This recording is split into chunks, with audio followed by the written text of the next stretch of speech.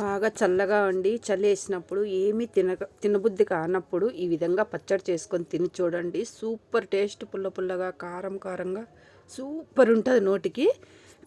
కొంచెం నిమ్మకాయ సైజంత చింతపండు నానబెట్టుకొని 4 ఎండుమిరపకాయలు కొంచెం వేయించుకున్నట్టు వేయించుకోవాలి. ఈ పచ్చి ఉల్లిగడ్డలతో ఈ విధంగా పచ్చడి చేస్తే సూపర్ ఉంటుంది. వేడి వేడి అన్నంలో నెయ్యి వేసుకొని తింటే సూపర్ ఉంటుంది.